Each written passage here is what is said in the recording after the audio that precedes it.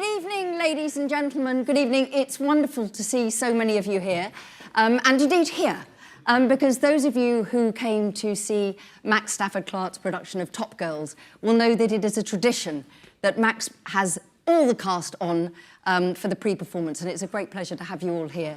My name is Kate Moss. I'm a novelist and the biographer of Chichester Festival Theatre, and this is the second of 3 plays that are part of the Hidden History series. And the intention behind that was to take key bits of history and then tell, if you will, the hidden stories that either went on after that or happened before it. And so this is the second of those 3 plays. The play that I hope you're going to see tonight, who's going in tonight? Who's already been in? Okay, and final question, as always, who hasn't got a ticket yet? Right, you? That lady there, see me later. We've got to be very entertaining. You have one person to convert. This is an extraordinary moment for Chichester Festival Theatre because it is a debut play from Richard Bean, who is sitting here. And many of you will know his extraordinary list of both adaptations and original works, not least of all, recently Great Britain at the National Theatre and One Man, Two Governors. And of course, everyone knows Max Stafford-Clark. And this production of Pitcairn is a co-production both with Out of Joint and with Shakespeare's Globe.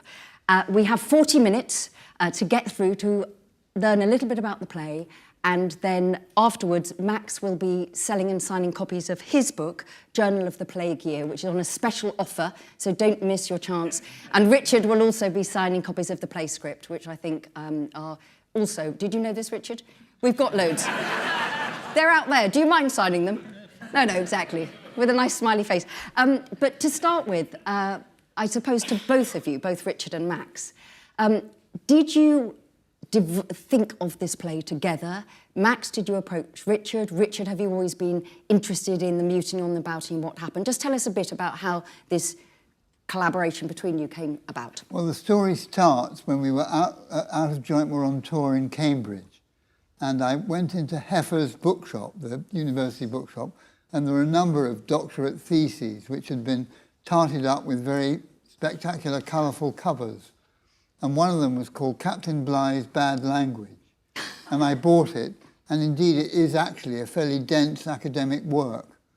But it presupposes that one of Bligh's most offensive things was his language. Right. And that he'd say, "Damn your eyes, Mr. Christian."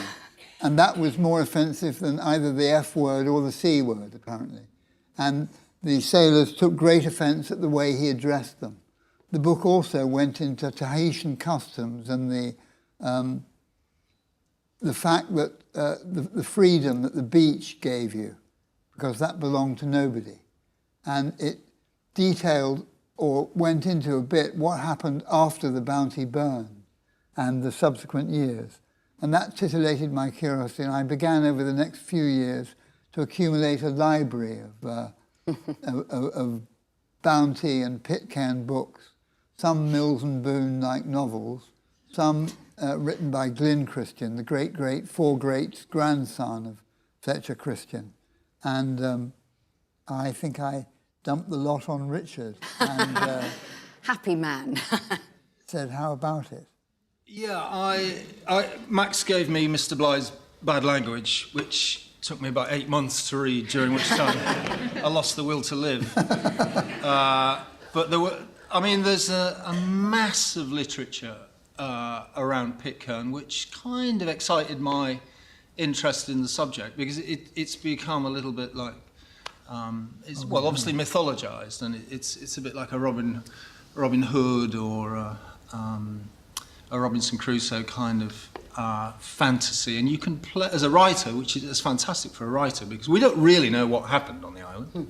There's only 2 accounts, both of which are written by protagonists, so they may be lying.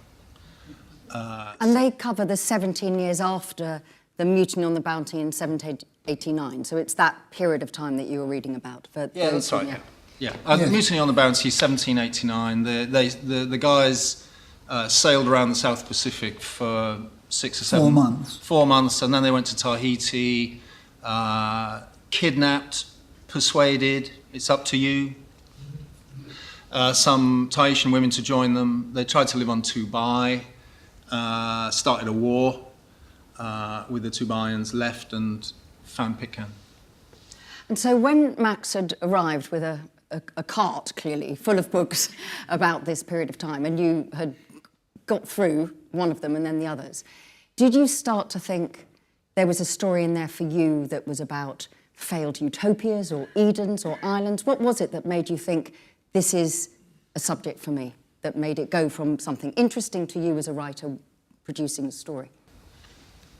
Well, Max was also interested. I mean, Pitcairn 10 years ago was hit by a child abuse scandal, which the Kent police investigated, which is, I don't quite understand why the Kent police look after Pitcairn Island, but I think Gravesend must be quiet on a Saturday night, isn't it? You were quite interested in that, weren't you, Max? Yes. So how it kind of mirrored history. Do you want to talk about that? Well, in fact, the Kent police policed Pitcairn because it had been self-policing, and that clearly wasn't working. And the Pitcairn is still part of what was the British Empire, and they said to the Commonwealth Office, we need a policeman. And the Commonwealth Office approached ACPO, which is the Association of Chief Police Officers. And the chairman of ACPO was the Chief Constable of Kent at that time. And they said, we need a policeman. And he said, we'll do it, we'll do it. So they sent out a female police constable who heard these two 12-year-olds talking about being broken in next year. And that, once they were, my uncle's going to do it. And she came back and reported that probably there was a child abuse scandal on Pitcairn, and they sent out a detective chief inspector and a detective superintendent who unravelled a story going back generations, reaching people who were in New Zealand, England and Australia. And finally, 6 people were accused of different child abuse crimes on Pitcairn, and a further 6 were prosecuted later in Auckland. And Richard and I met, and indeed the cast later met, Detective Chief Inspector Robert Vinson of the Kent Constabulary, who was a very impressive man, as policemen often are, and who said, when we pressed him on the subject, well, he said, it's impossible to speculate, but I think it's probably quite likely that this systemic abuse went right back to the period you're writing about and the play is about. That the pool of, and then we talked to various other people who had been in Pitcairn, one who stayed there as a guest, one who was with the Royal Geographical Society mission. And he said, well, of course, what happens is that the available partners for you are very limited, that probably there are 2 girls you could marry, or there is 1 man who is single and available, so your choices aren't great. But you decided, therefore, to sort of use that emotion about more recent things, but focus absolutely on that period of time when Christian Fletcher left and what happened to him, because presumably there wasn't that much information about what really had happened, as you said. Well, firstly, the first draft I wrote included some 20th century scenes. Did it? Yeah. And I think we were both uncomfortable with those, that they didn't seem to gel, did they, Max? That's right, it was a prologue too far. Yeah, prologue too far. Never. That's not what you told me at the time, but yeah. Did you say it was beautiful writing, unparalleled? Yeah, it was brilliant, but didn't fit. I mean, okay, slightly inch away. There's a lot of room on my rock, if you want, although I am clinging on here. We've never heard about those, actually. What are the 20th century ones? That's new. No, you guys have not seen them. No. It was the policewoman overhearing the 2 girls talk. Yeah, it's quite a nice scene. As a way of framing. Yeah. Yeah.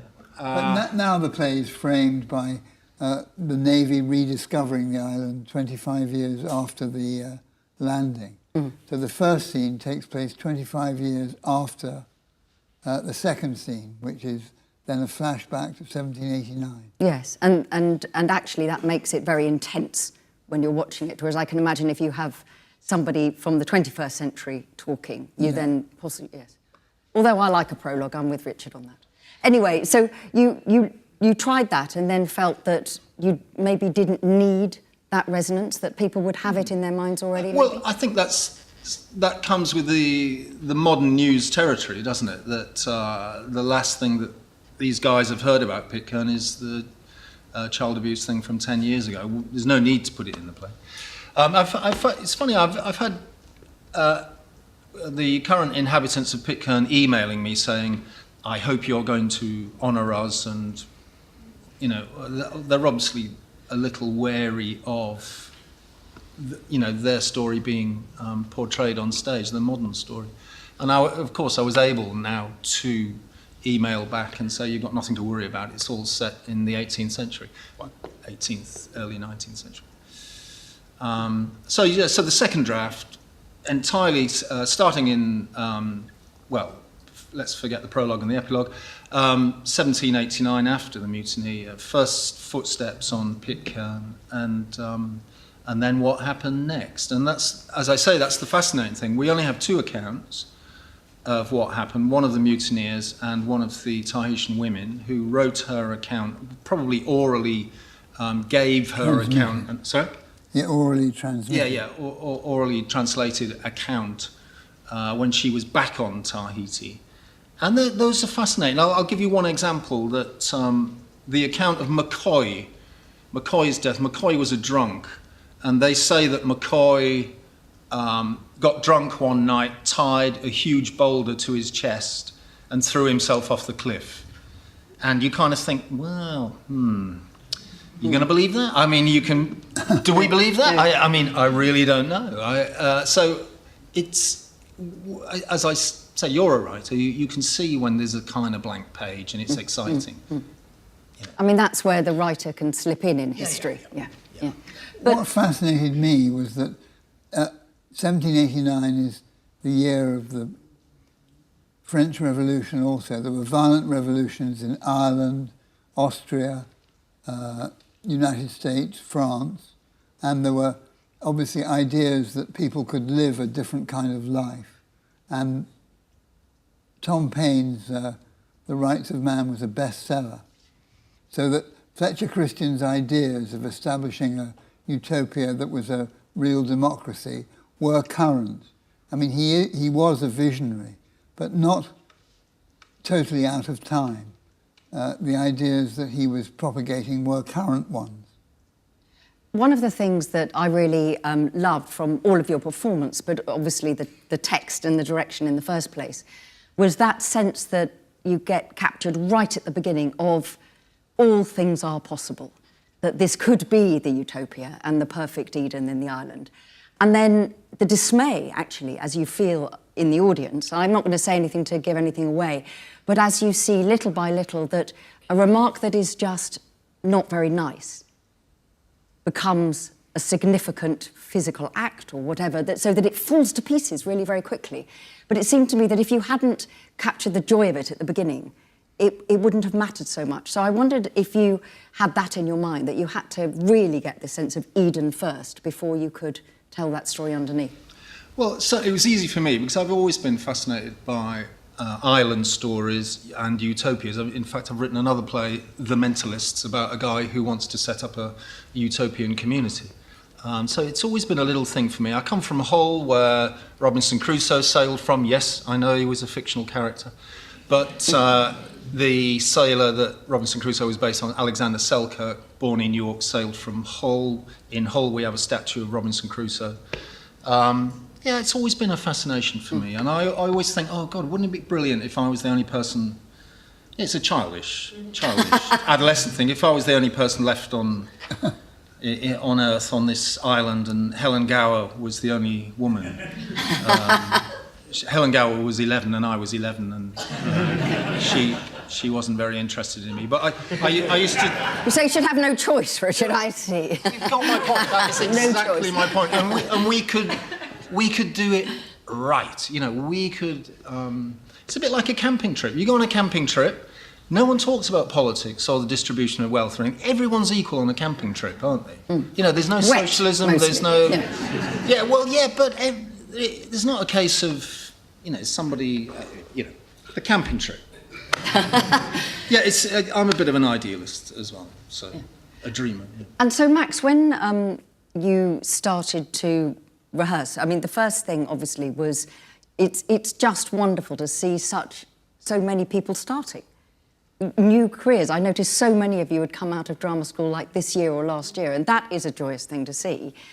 And when you started to put your company together, did you have a very strong idea, or did Richard have a very strong idea of how you were going to stage it? You know, did you always know that there would be a sort of central, you know, a rock that is almost like the Aslan rock, or the, you know, it's sort of emblematic in a way, isn't it? Not really, no. I mean, I'm not a concept director, really.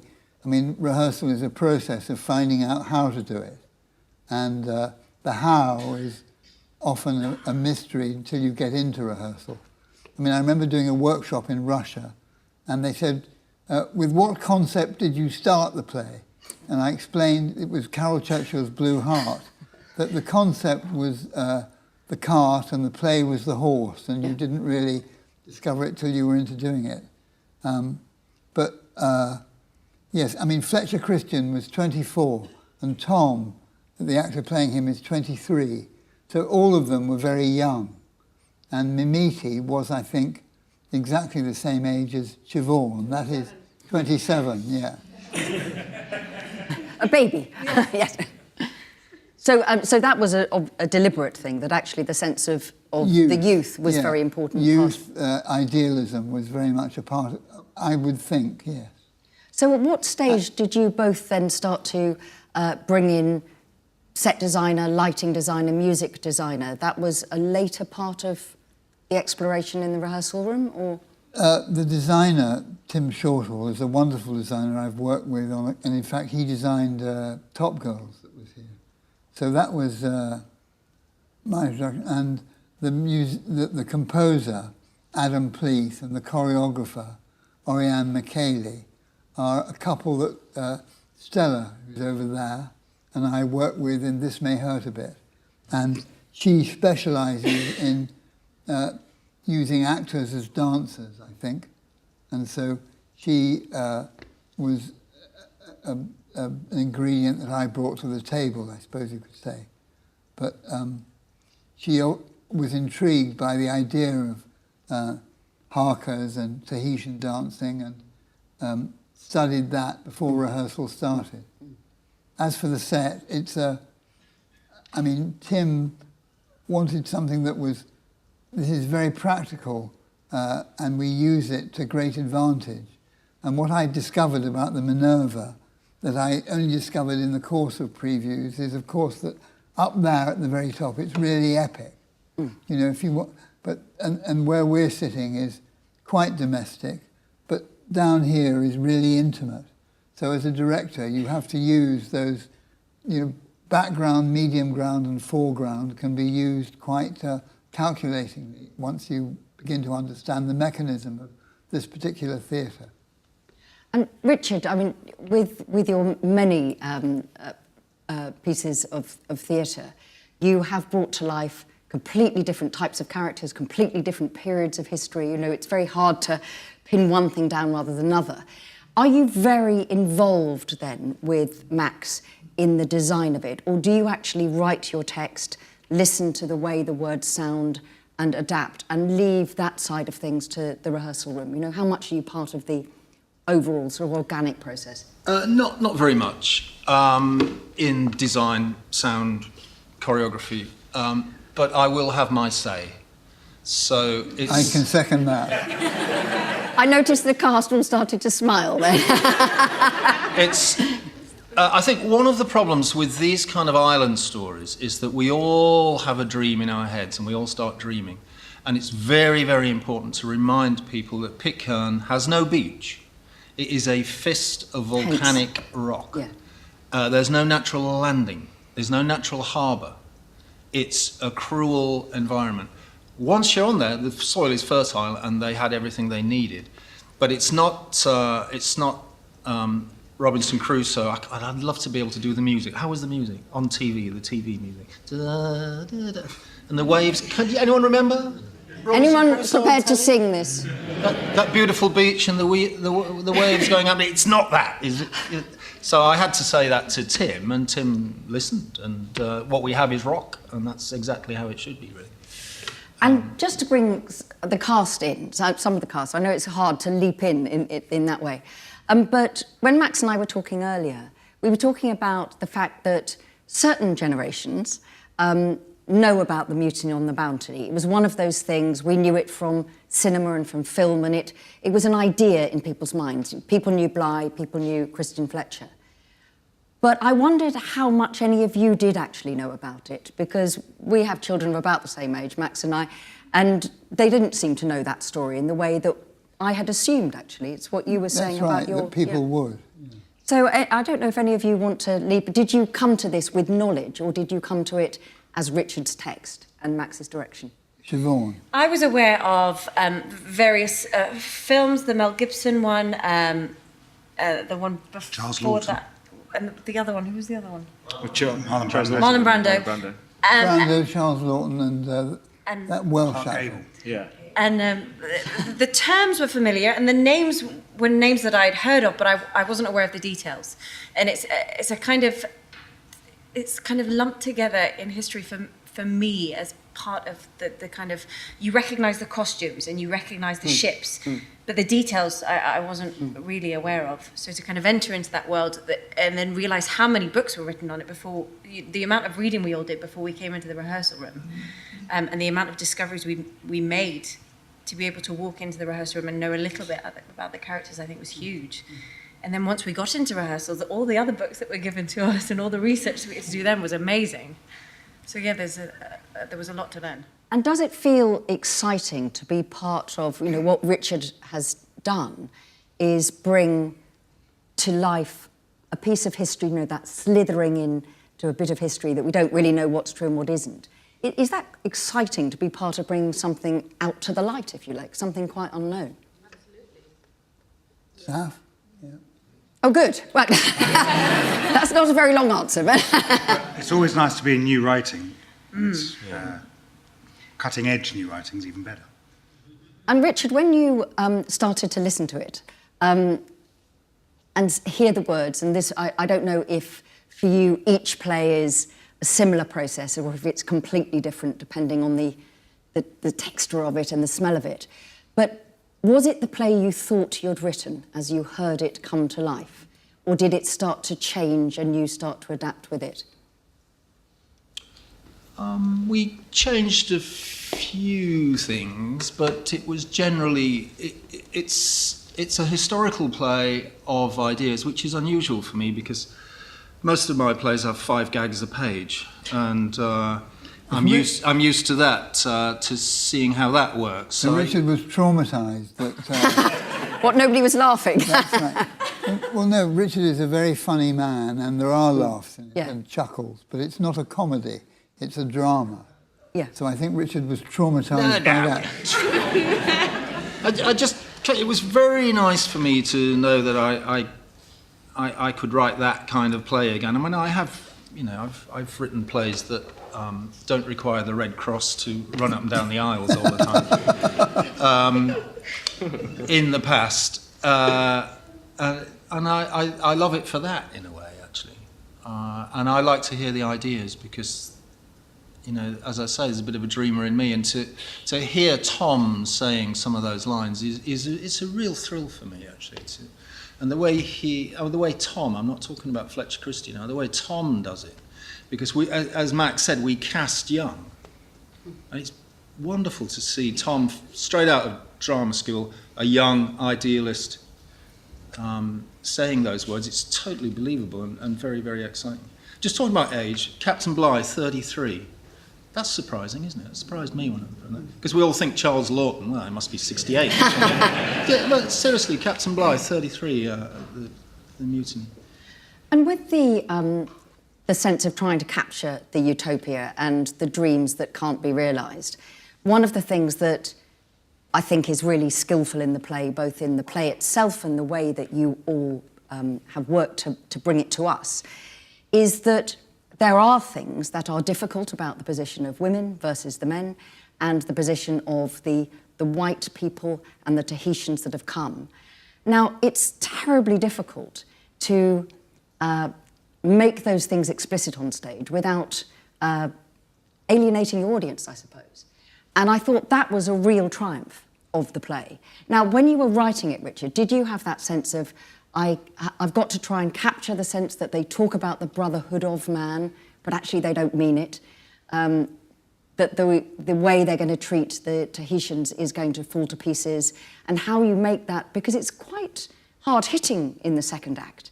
And I was sitting next to a woman on Saturday night who, at certain points, I'm looking at you now, gentlemen at the end, I thought she was going to pass out at one moment. She looked really traumatised. And I thought that was great. No, brilliant acting, obviously, because you look terribly nice. But I mean, I think those things are quite a challenge, aren't they? To move from the gentleness and the fun and the lightness at the beginning to some quite significant things shown on stage, not off. Yeah, there's some very, very dark themes, and there's also a secondary problem, which is a modern Western world problem, if you like, which is I'm a middle-aged white man writing lines for 18th century Tahitian women. And there's a lot of people in this country who are not comfortable about that. And we'll see how The Guardian reacts when they review it on Thursday. But it's you know, there are people who think that free speech is fine, but you can't write about a culture that you don't understand. And you know, I've tried my best to understand Tahitian culture, but it's never going to be good enough for some people. For Tahitians. I'm not. I mean, the Tahitians don't worry me, to be honest. It's more the Guardian. It's more Hampstead Hamas who worry me more. So, you know, you deliberately approach a task like this, and you do the things that you can do. So there are two narrators in this play. Now, playwrights very rarely use narrators, to be honest, and it's not a technique that is that common. I won't talk more about that. But I chose to make the two narrators Tahitian, so that in some ways the play is told from a Tahitian point of view. Yeah, sure, Fletcher Christian's got a lot to say in the play, but the story is helped along by the Tahitian perspective, one male, one female.